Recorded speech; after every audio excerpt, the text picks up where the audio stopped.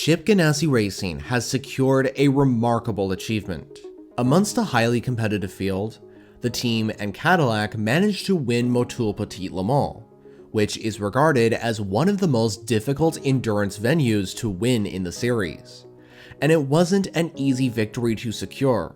In fact, they were a lap down at one point, and near the end, driver Renger van der Zande had to deal with what seemed like an impossible situation, driving at night with no lights in the overall lead in a multi-class race. So in this video, I'll break down how exactly Chip Ganassi Racing and Cadillac pulled this off to secure a phenomenal victory in what could have been their last ever race in IMSA.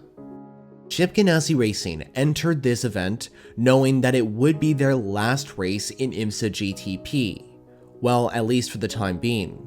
Earlier in the year, it was confirmed that Cadillac and the American team would part ways after 2024, following a supremely successful partnership that lasted 4 years across both the DPI era, where the team ran 2 Cadillac DPI VRs in IMSA, and in the LMDH era, where the team has competed in both IMSA and the WEC, in partnership with General Motors running the V Series R.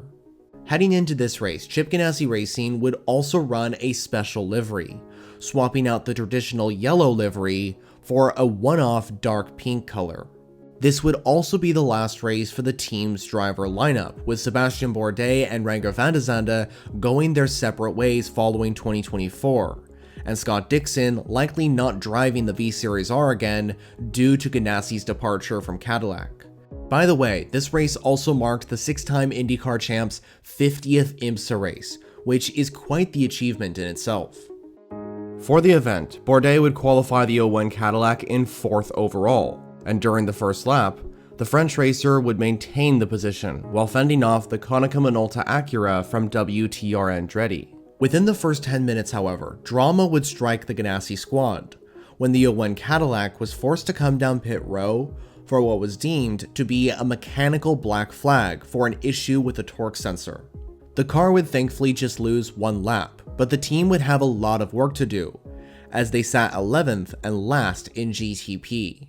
Throughout the majority of the race, Chip Ganassi Racing were mainly playing catch-up, but were still performing great stints with all 3 drivers behind the wheel. While up at the front, the battle for the win was mainly between the 2 Porsche Penske's and the number 10 Acura from WTR Andretti. Chip Ganassi's Cadillac was not believed to be a main contender for victory. However, with Scott Dixon now behind the wheel, the car was performing really well and climbed up to the top 5 with over 2 hours remaining. As the race neared its conclusion, luck went the way of Chip Ganassi Racing when the Cadillac was able to get back onto the lead lap during a caution period, following a crash which involved the number 10 Wayne Taylor Racing Acura, which heartbreakingly was forced to retire because of the incident. With one of the lead cars now out of the race, and with Renger van der Zande now behind the wheel, the Ganassi Cadillac would be placed in 2nd when the green flags came out, with the number 6 Porsche just up ahead leading this race, and the Indianapolis winning number 24 BMW from Team RLL right behind in 3rd, looking strong to challenge for back-to-back wins. With just over 30 minutes to go, the 01 Cadillac of Renger van der Zande chased down Nick Tandy in the number 6 Porsche, eventually seizing the opportunity to make a bold move on the 963 at the first turn, which moved the Dutch racer up into the lead of this race. And with the number 24 BMW now out of contention as well, after coming into the pits with a drive-through penalty, van der Zande now only had to worry about the number 6 Porsche behind. During this time, however, the 01 Cadillac encountered some headlight issues, which forced the car to only have 1 headlight, which was a difficulty in itself. But then, things got more intense when in the final few minutes of this race, the Cadillac lost both its headlights, which of course gave Renger van der Zande limited visibility. This was almost an impossible situation to manage, and I gotta hand it to Renger for this, because think of the circumstances. The driver is racing a car at night with no headlights, which is traveling on a track with multiple elevation changes and tricky corners at over 150 miles per hour, while in the overall lead with a few minutes left. And if that wasn't enough pressure, just add on the fact that this is a multi-class race, where drivers like Renger have to manage slower cars in both the LMP2 and GT classes. So to see Renger drive during these circumstances and not lose a position or go off track was absolutely phenomenal. Despite the headlight drama and the pressure from the number 6 Porsche, with Nick Tandy closing the gap to just 2.6 seconds, Renger van der Zande was able to hold on to first place and eventually cross the line in that position. Chip Ganassi Racing would secure their final victory in their last race with Cadillac in IMSA, as they say goodbye for now to a series that they have raced in for so many years.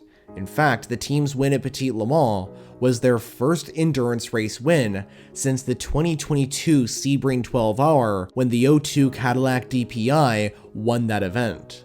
On the podium, the drivers Sebastian Bourdais, Renger van der Zande, and Scott Dixon would lift the winner's trophy in what would be their final race as teammates.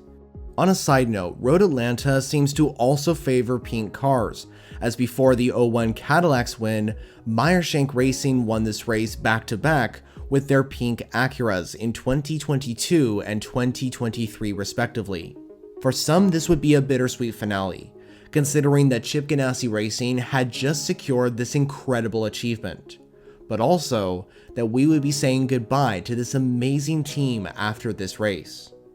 So that was the breakdown of how Cadillac and Chip Ganassi Racing won their final race in IMSA with the 01 entry at the legendary Motul Petit Le Mans. What did you think about the 01 Cadillac's win? And are you sad to see this team leave IMSA for the time being? Well, as always, let me know all your thoughts down in the comments. If you like sports car endurance racing, this might be the channel for you.